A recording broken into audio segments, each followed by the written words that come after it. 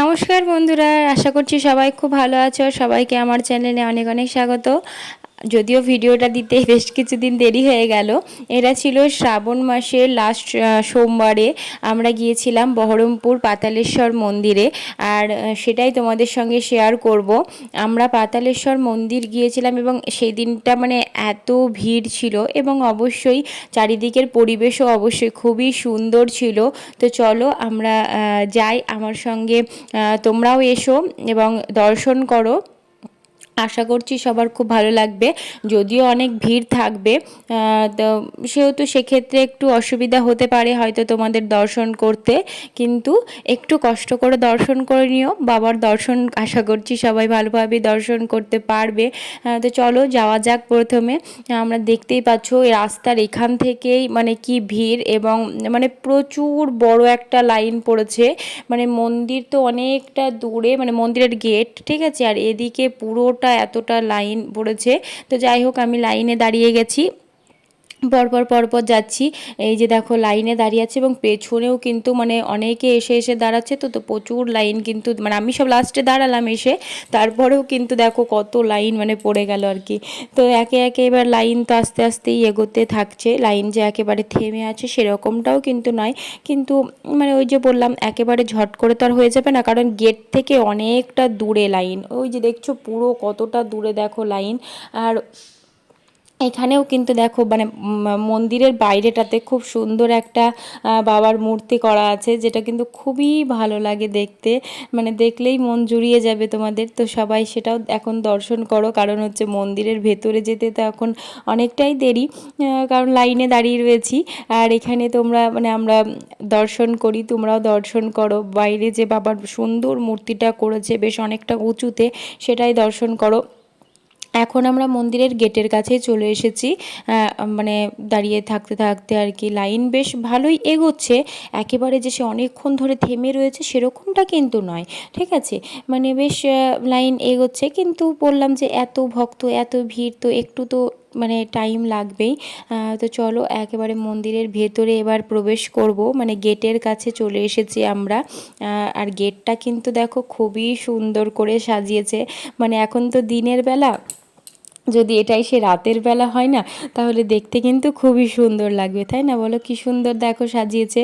এবং এই যে মেন গেট, এবং গেট থেকেও কিন্তু দেখো অনেকটা ভেতরে যেতে হয়। হ্যাঁ, গেট থেকে আশা করছি যারা এসেছো বহরমপুরের আশেপাশে আছো তারা আশা করছি এসেছো এবং দেখেছো মেন গেট থেকে কতটা ভেতরে, সেটা তো জানোই।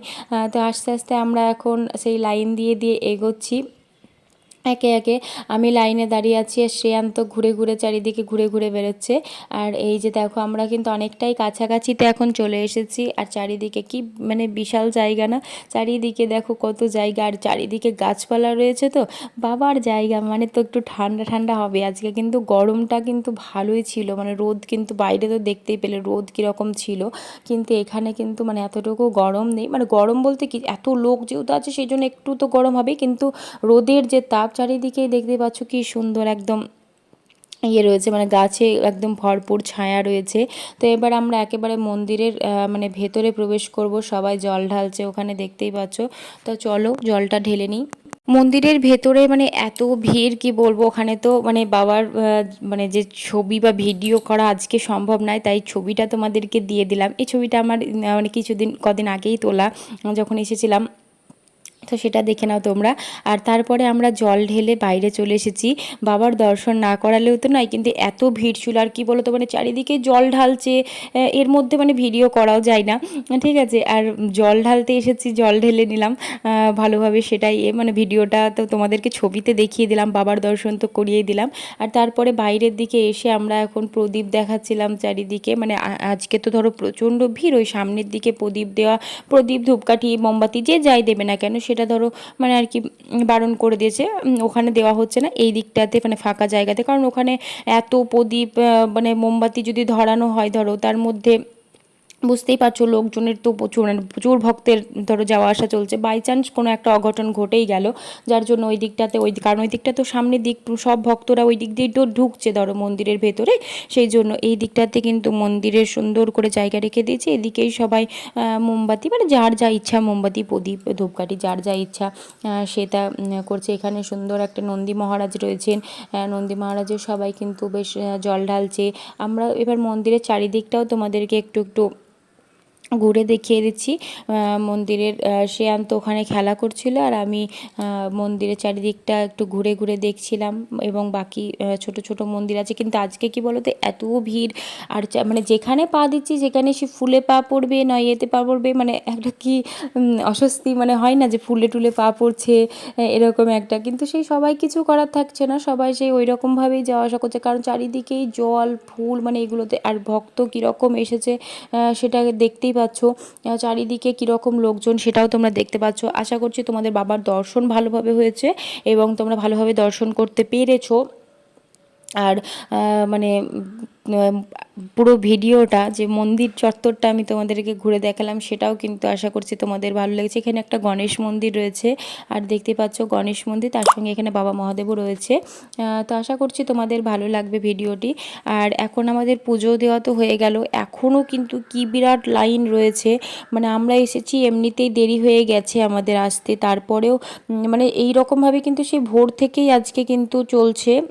তারপরে এখন মানে আমরা পেলাম, আমরা তো প্রায় 2 ঘন্টা হয়ে গেল মানে আসা, এখানে পুরো আসাটা।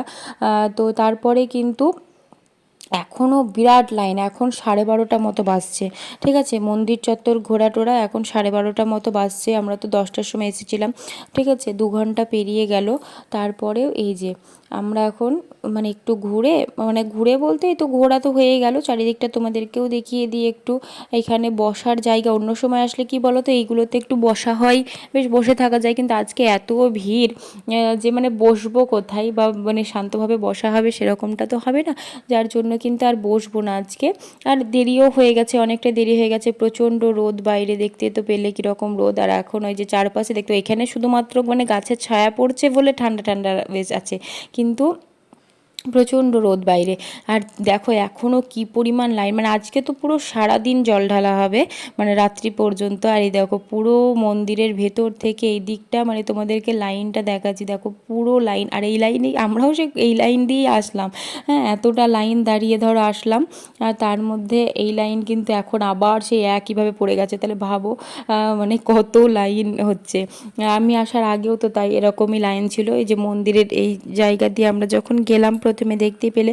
তো পুরো ভিডিওটা তোমাদের কেমন লেগেছে সেটা কিন্তু জানিও, সবাই কমেন্ট বক্সে হর হর মহাদেব লিখতে ভুলবে না। মহাদেব সবাইকে ভালো রাখুক, সবাই ভালো থেকো, সবাই বাবার দর্শন আশা করছি বাবার দর্শন পেয়েছো। আমি ভিডিওতে দেখাতে পারিনি, আমি ভিডিও করতে পারিনি, কিন্তু ফটো দিয়ে দিয়েছি তোমাদেরকে, সেটা থেকে তোমরা আশা করছি খুবই ভালোভাবে দর্শন করে নিতে পেরেছো। আশা করছি তোমাদের ভালোও লেগেছে ভিডিও, কারণ আশা করছি এরকম ভিডিও খারাপ লাগবে এরকমটা নয়। তো আমাদের তো মন্দির মানে ঘোরা হয়ে গেল, বা মন্দিরে জল ঢালাও খুবই ভালোভাবে হয়ে গেছে। আর এখন আমরা বাড়ি যাচ্ছি, মানে বাড়ি বেরোনোর পথে মন্দির থেকে বেরোচ্ছি, আর এদিকে সবাই দেখো মন্দিরে প্রবেশ করছে, এখনও কি বিরাট লাইন দেখতে পাচ্ছ।